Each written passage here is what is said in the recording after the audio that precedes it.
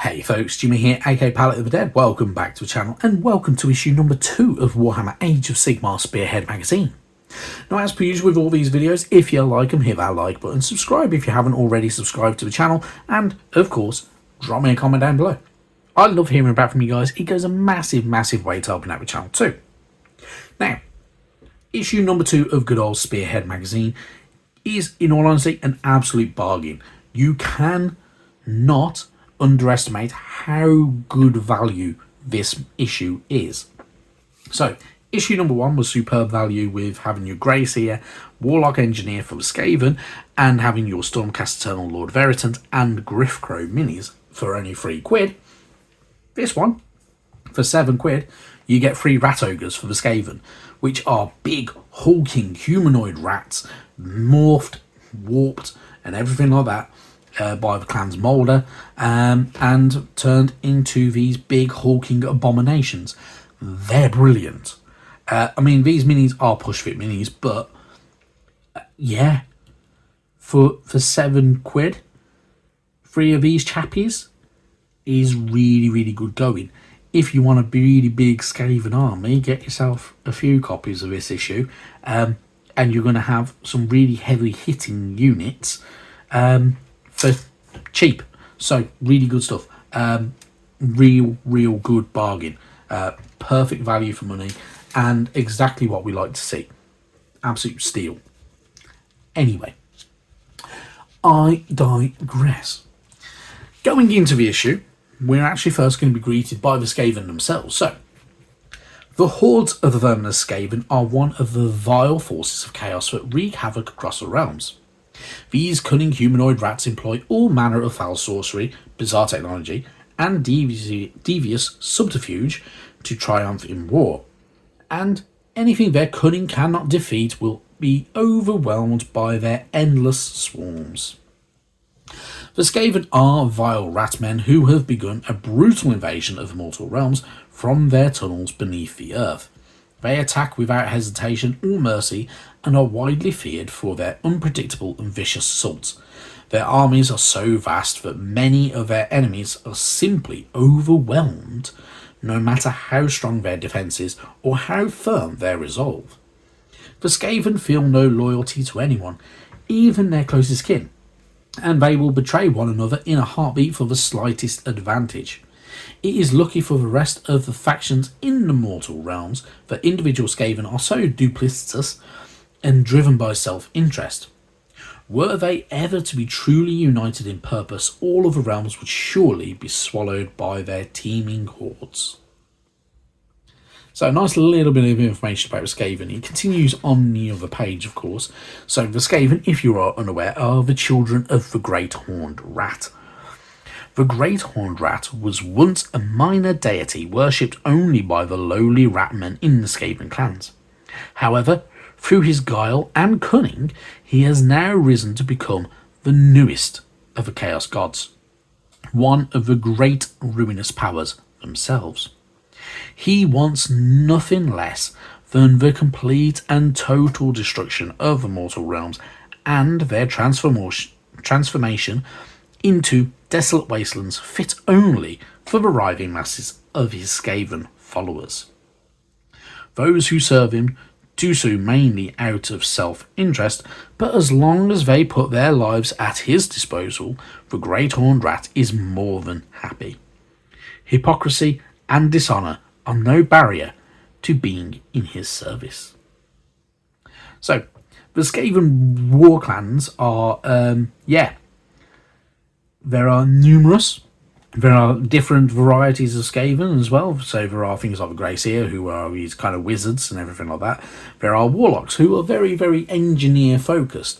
And for instance, they may tinker with weaponry and everything like that. And they're mostly from the clan Scryer. There are the clans Verminous, who are your most numerous ones, which are the general soldiery within the Skaven clans. And then there are the I can't even remember what all the other clans are.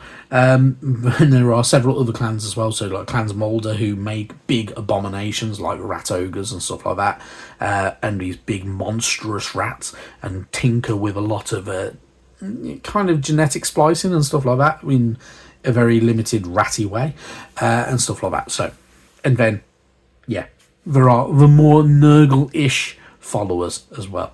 So, think basically every different faction within Chaos and different main faction, there is a Skaven variety of that. So they don't just have one kind of following, where it's like Khorne, for instance. They will follow every path. So, yeah, they're quite interesting. And if you want to get a bit more information about how duplicitous they can be and how there's a lot of infighting with them, by all means, pick up the Gottfried Gurnason novel Skaven Slayer. Brilliant novel. Follow it up with some of the others. By all means, get the whole collection because they're brilliant. They're available on Audible. Fantastic. I love them. They're really, really good stories. And if you can, Thanquol, the Thanquol story, brilliant as well. So a really, really good novel. So yeah, have at it. Anyway, enough rambling on about how the Skaven are quite fun and interesting. You get a bit more information, including the Vermindoom. So deep underground, the Skaven followed the designs of their god, labouring to thrust their reality into the rest of the mortal realms. They succeeded, and this cataclysmic event became known by all as the Vermindoom. For many hundreds of years, the Skaven toiled to expand their great underground empire. When at last it was time, they broke through into the mortal realms and caught their enemies completely unawares. With an unimaginable roar and explosion of green warp lightning, the ground was split asunder and a dark gaping abyss opened in the earth. Through this frightful chasm was thrust a great confusion of spires and towers, a twisted parody of the mighty cities that the Skaven now assailed. The epicentre of their attack was in the Great Parch in Akshi, but so unnatural was their plot that all of the realms were blighted with some intrusion, and nowhere was truly safe from their dire assault. So, if you're completely new to all of this, the Skaven technically live in all realms at once. They use Norholes to get through, which are kind of like realm gates, but only the Skaven use them. And the Skaven devise them and kind of travel through them, and they're these little portals, and yeah, here, there, and everywhere, and they are a little bit of a pain in the ass for it. But they burrow between realities to get in here, there, and everywhere, which is really, really cool and very, very unique to the Skaven. Like, there are no other factions that really can do that type of thing. Apart from the Stormcast Eternals kind of can. The Stormcast Eternals can ride lightning and be sent down from a Zia with the lightning storm to land somewhere. And they can get into most places. And they can be called back up through the lightning and stuff like that, instead of just having to use realm gates. Whereas, like, you see, as a Sigmar, they have to use realm gates and so on. So, pretty cool. You get a bit more information about Blight City. So Blight City is a verminous hellscape, a vast, disordered urban sprawl. It is the festering capital city of the Skaven, and it exists in a warped reality of its own, flouting normal restrictions of space and location. So, Blight City is a tangled mess of chimneys, towers and spires that reach up impossibly high. The smog-choked air rings constantly with the din of industry, for it is a city permanently under construction. Its great edifices are covered with temporary gantries, balanced on rickety hovels, and piled on top of the other without a shred of reason. So, you get a little bit more information about Blight City. So Blight City is very, very much reminiscent of the old worlds. I think that might be. Was that Blight City? I can't even remember now. But yeah, the capital of Skavendoom is a very, very unusual place. And in the Mortal Realms, even more unusual because it does literally have its own kind of pocket dimension in between all the realms. So, which is weird. bizarre. So it's really, really cool. But yeah, other than that, you get to learn about the spearheads of the Skaven. So the Skaven have not only the raw numbers to simply overwhelm the foe, but also the mutant results of their fleshcraft experiments and the weird technologies that leverage dire energies. These same energies can be harnessed by battlefield warlocks, making for deadly and unpredictable forces on any scale. So, with the Skaven, I like to use a substance called Warpstone. Warpstone was essentially shards of the Chaos Moon in Warhammer the Old World, and yeah, its fragments have magical transformation potencies. Grey Seers use it to enhance their magical abilities. Warlock engineers use it in their weapons, so for instance they make power cannons with it and stuff like that, and they would use Warpstone tokens to trade with each other and kind of barter and buy stuff in kind of like a weird currency. So yeah, really cool. Then you got your build guide. Following it's fairly straightforward. Obviously they're push fit minis, so they are relatively easy to build. You don't really need any glue. Obviously pushing them together can be a bit tricky. You may have some little gaps here and there. If you want to avoid the gaps, by all means cut the tabs off, glue it together. It's far easier to get rid of the gaps that way. But otherwise, pretty cool stuff. There will be some slight build options in between them all, but not really a massive change in there. But when you're done, you can have 3 real cool looking good old rat ogres. So really good stuff. Then we get a bit more about our painting tutorial. So there will be different ways of painting up for every mini. Obviously you're going to go through base coat, shades and highlights over the course of the minis and the magazine. If you are new to painting, this guide is really good. It is going to teach you everything you need to know. And yeah, if obviously you're a bit more of an old hand like myself, because I've been doing this type of stuff for 22 years, yeah, you're probably not going to need it. But sometimes it's good to read so you can kind of refresh yourself with even the basic techniques. Sometimes it's worth it.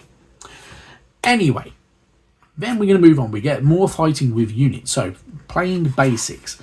So basics to do with our good old fights. There are some units that will be token units. So for instance, the Griff Crow is a token unit. There are, if you ever get some of the like Reclusians, there are kind of companion pieces that are also tokens and stuff like that.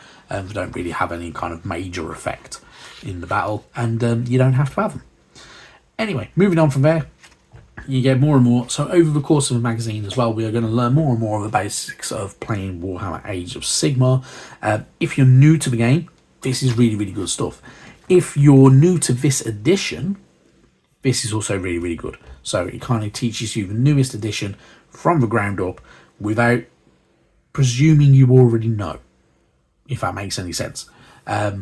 Which I must admit, even I have to reread these because even I forget certain things with good old the playing of the game and everything like that. And yeah, it's a handy little tool and device. And by the end of it, we get pretty much an entire rule book out of it. So it's pretty good. And if you've got the older magazines, you can kind of almost see how the variations have changed and how the game has kind of developed and how it's still developing and such like as well, which is actually really good and really handy as well. Moving on from there, we obviously have a bit more about the reinforcement. So obviously you can utilize this to play. So you're going to use your Lord Veritant, your battle mats. You can use either side of that. You're going to use your dice and wound markers, and you're going to have the 3 rat ogres going up against the Lord Veritant. Seems a little bit outnumbered, but if you're rolling through and playing it, you can still win as the Lord Veritant because they are quite tough. However, you're going to need some really good rolls out of it, in all honesty. But it could be really good stuff. And yeah, obviously, who wins? Only the dice will decide. Moving on from there. Issue number 3. So next week's issue should be really, really good fun. And we get good old Liberators. So we get 5 Stormcast Eternal Liberators, also push fit minis. They're the generic foot soldiers of the Stormcast Eternals. In all honesty, I do like them. I do like Liberators. I think they're really cool. Obviously, we've had Liberators before, which didn't look quite like that. They looked a bit more stocky and everything like that. They were pretty decent. Then we had the Sequitors, which are now non-existent and kind of pushed aside because they were part of the Soul Wars stuff. And then we've got the new Liberators, which are really, really nice and pretty cool, and have a more kind of similar armor style to the more recent units that the Stormcast Eternals have. So, yeah, pretty cool. Anyway, that is actually going to be it from me for this issue.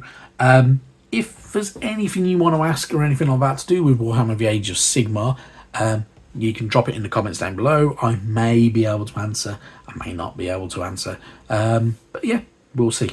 Anyway, thank you very, very much for watching, and I'll see you next week. Bye-bye now.